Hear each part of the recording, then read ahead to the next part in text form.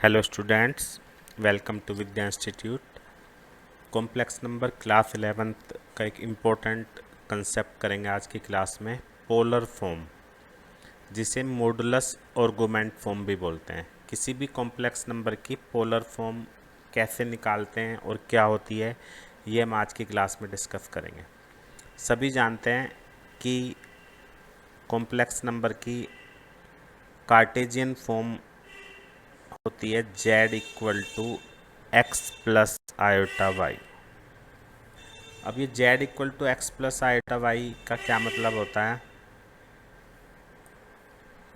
अगर हम Cartesian plane पे ये रियल x और ये इमेजिनरी y लेते हैं तो पोलर फॉर्म को हम कार्टेशियन प्लेन पे ऐसे दिखाते हैं, कार्टेशियन फॉर्म को इस तरह से दिखाते हैं कि ये डिस्टेंस हमारी y है और ये हमारी डिस्टेंस x है। तो अगर इस पॉइंट को A ले लें और इसको O, और O से हम इसको ज्वाइन कर देते हैं OP, तो इस एंगल को अगर हम थीटा ले लें तो आप यहाँ पे एक बात देखोगे, इन ट्राइंगल OAB ट्राइंगल में OP square equal to OA square plus PA square, ये तो हम पाइथागोरस थ्योरम से कर लेते हैं, और OP को R से डिनोट कर देते हैं।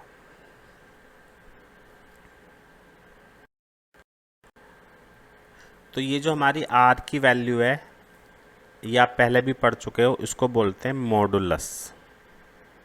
और मॉडुलस का मतलब क्या होता है? किसी भी कॉम्प्लेक्स नंबर का distance from origin.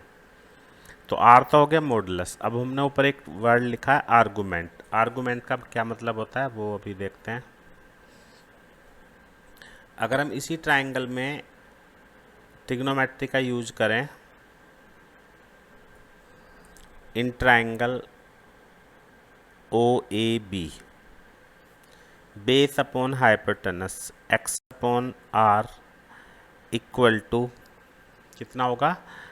x upon r equal to cos theta, ये एंगल थीटा है ना, and y upon r equal to sine theta. तो यहाँ से x की वैल्यू r कोस थीटा और y की वैल्यू r साइन थीटा आ गई। अगर हम ये वाली वैल्यूज को कार्टेशियन फॉर्म में रख दें तो z कितना हो गया? z हो गया x की वैल्यू r कोस थीटा और y की वैल्यू r साइन थीटा। तो z equal to r cos theta plus iota sine theta, इसको बोलते हैं पोलर फॉर्म। यानी किसी भी कॉम्प्लेक्स नंबर को इस फॉर्म में लिखना, उसको हम पोलर फॉर्म बोलते हैं। जिसमें दो चीज़ें हैं, एक r और एक थीटा। तो यहाँ पे r क्या है? मॉडुलस, ऊपर भी बताया था, और थीटा को बोलते हैं आर्गुमेंट, और कई सारी जगह इसको एम्पलीट्यूड भी कहते हैं, इसलिए आपको कंफ्यूज नहीं होना है। ठीक है, तो अभी मैं आपको बताने वाला हूँ कि आर्गुमेंट और ये मॉडुलस हम किस तरह से निकालते हैं। वो पूरा मैंने आपको एक तरीके से डेरिवेशन बता दिया था। अब आर्गुमेंट थीटा की वैल्यू क्या हो सकती है? आप यहाँ पे एक बात देखोगे कि थीटा कुछ भी हो सकता है। अगर हम यहाँ पे ये वाला एंगल लेते हैं या फिर ऐसे एंगल को बढ़ाते हैं, कॉम्प्लेक्स नंबर तो कहीं पे भी हो सकती है, तो थीटा कितना हो गया? बिटवीन 0 से 2 पाई। या अगर हम इसको और कंटिन्यू कर दें तो एंगल जो है हमारा और भी ज़्यादा हो सकता है। यानी थीटा को हम कह सकते हैं 2 पाई मल्टीप्लाई के। तो इसका हमें यहाँ पे यूज नहीं करना है, क्योंकि एक फिक्स वैल्यू को हम आर्गुमेंट बोलते हैं, जो मैं अभी आपको डेफिनेशन में बता रहा हूँ। तो any value of theta such that theta minus pi से अगर पाई के बीच में होगा या इक्वल होगा, इसको बोलते हैं प्रिंसिपल आर्गुमेंट। पोलर फॉर्म में हमें से प्रिंसिपल आर्गुमेंट का हमें यूज करना होगा। तो एक तो ये बात आपको याद रखनी है कि प्रिंसिपल आर्गुमेंट किसे कहते हैं, माइनस पाई से पाई के बीच की वैल्यू को, और आर का मतलब हो गया अंडर रूट में x square plus y square, इसको कहते हैं मॉडुलस। और आर्गुमेंट को हम ये भी कह सकते हैं, ये इसकी डेफिनेशन आप इस तरह भी समझ सकते हो, angle made by Z with positive x axis के साथ जो एंगल होता है उसको हम थीटा यानी आर्गुमेंट कहते हैं। तो मैं आपको सारे क्वाड्रेंट में बताऊंगा कि कैसे हम कन्वर्ट करते हैं, पोलर फॉर्म में किसी भी कॉम्प्लेक्स नंबर को कैसे कन्वर्ट करते हैं। तो कुछ एग्जांपल से हम इसको क्लियर करेंगे। तो एग्जांपल 1 ले लेते हैं, कंप्लीट ये आपका इस क्लास में मैं कराने वाला हूँ। सबसे पहला एग्जांपल हम ले लेते हैं फर्स्ट क्वाड्रेंट में। तो दोनों तरीके से मैं आपको बताऊंगा कि किस तरह से हम इसको ग्राफिकली भी दिखाएंगे और वैसे भी सॉल्व करेंगे। अगर हम ग्राफ की बात करें तो ये कॉम्प्लेक्स नंबर को हम ग्राफ पे यहाँ पे दिखा सकते हैं। अब हमें दो चीज़ निकालनी है, आर एंड थीटा। तो आर सभी को पता है x square plus y square यानी 1 + 3 2। तो इसका मतलब मॉडुलस कितना हो गया 2। अब हमें निकालना है थीटा आर्गुमेंट।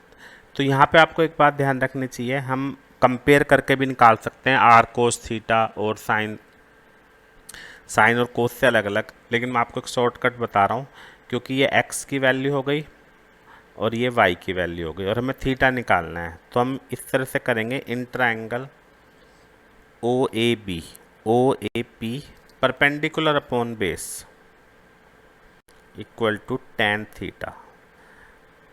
तो टेन थीटा इक्वल टू √3 होती है π/3 पे वैल्यू। तो थीटा कितना हो गया π/3। तो फर्स्ट क्वाड्रेंट में हमारा जो आर्गुमेंट होगा वो इस तरह से निकाल लेंगे। जेड का आर्गुमेंट कितना हो गया π/3। तो पोलर फॉर्म क्या होगी, Z equal to R cos theta plus iota sine theta, मतलब 2 cos theta cos π/3 plus iota sine π/3। इसको हम बोलते हैं पोलर फॉर्म।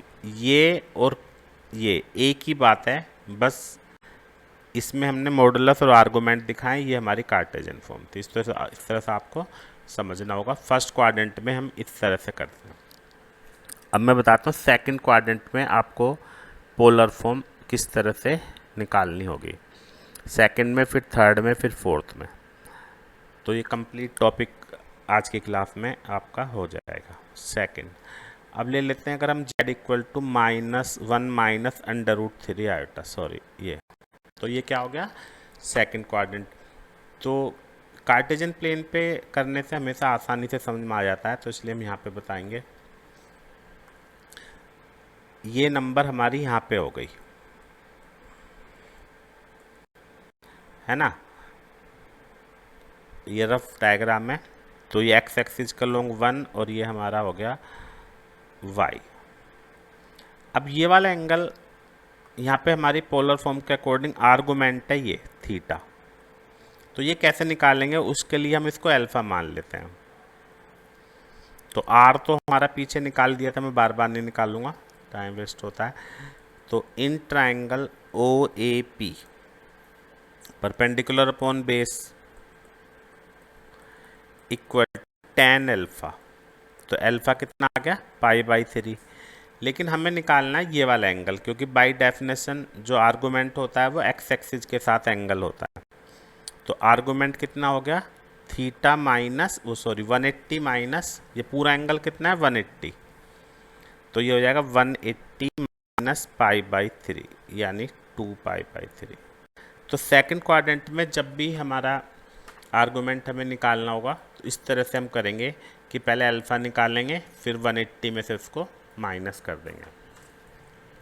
तो इसका मतलब हमारी जो पोलर फॉर्म है वो क्या हो गई इस क्वेश्चन की,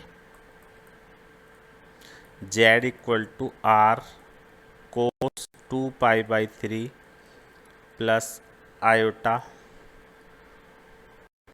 साइन 2π/3। फिर रिपीट कर रहा हूँ कि अगर हम इनकी वैल्यू रखेंगे तो वही आंसर आ जाएगा जो ऊपर है।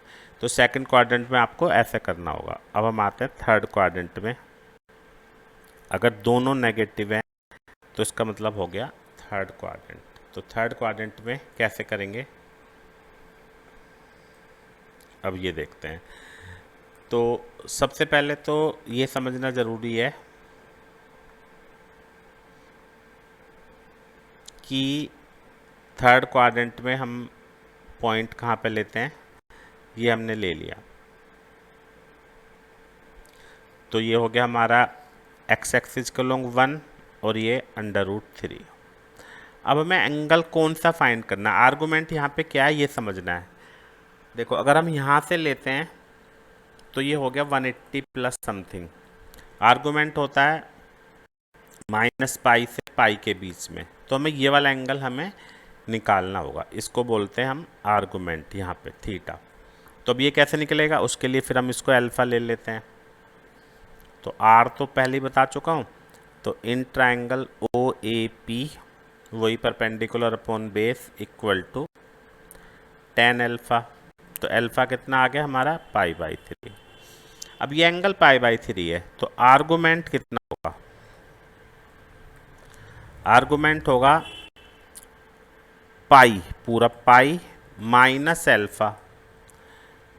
लेकिन ये डायरेक्शन है हमारी एंटी क्लॉकवाइज सॉरी, मतलब ये इस तरह से डायरेक्शन है। तो जब इधर से डायरेक्शन होती है नीचे की तरफ से तो माइनस का एंगल आता है हमारा। तो -π माइनस ये क्लॉकवाइज डायरेक्शन हुई हमारे, है ना, π/3 माइनस 2π/3 हमारा आर्गूमेंट हो गया। तो जब भी हमें थर्ड क्वाड्रेंट पे निकालना होगा तो इस तरह से करना होगा, पहले अल्फ़ा निकालेंगे, फिर 180 में से माइनस करेंगे एंड माइनस का साइन बाहर आएगा। तो पोलर फॉर्म क्या हो गई। मेन चीज़ आपको समझना है कि आर्गूमेंट हमें कैसे फाइंड करना है। तो z equal to 2 cos -2π/3 iota sine -2π/3। अब हम आते हैं फोर्थ क्वाड्रेंट में, एग्जाम्पल 4। फिर मैं इसको आपको समराइज करके भी लिखाऊंगा ताकि आप डायरेक्ट इसको याद भी रख सकते हैं कि कैसे कौन से क्वाड्रेंट में माइनस करना है या किस में प्लस करना है, क्या करना है। तो अब नेक्स्ट एग्जांपल ले लेते हैं 1 -√3 आयोटा।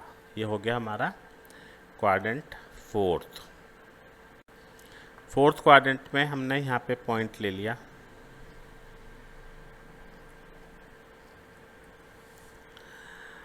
एक सेकेंड, ये क्या हो जाता है, ये हमारा पॉइंट हो गया P। अब इसकी वैल्यू कितनी है वो बार बार मैं वही चीज़ रिपीट कर रहा हूँ, एक ही एग्जांपल। अब यहाँ पे हमें ये निकालना है, ठीक है। अब ये एंगल हमारा थीटा है, लेकिन आर्गूमेंट के लिए एंगल की डायरेक्शन देखनी पड़ेगी। ये एंटी क्लॉकवाइज डायरेक्शन है। तो यहाँ पे हमें tan थीटा अगर निकालना है तो जो भी एंगल होगा हमारा इसको माइनस में लेना पड़ेगा। तो वही परपेंडिकुलर अपॉन बेस, तो √3/1। अब ये कितने पे होती है, π/3 पे। तो यानी -θ इक्वल टू -π/3 सॉरी π/3। तो थीटा कितना हो गया, -π/3।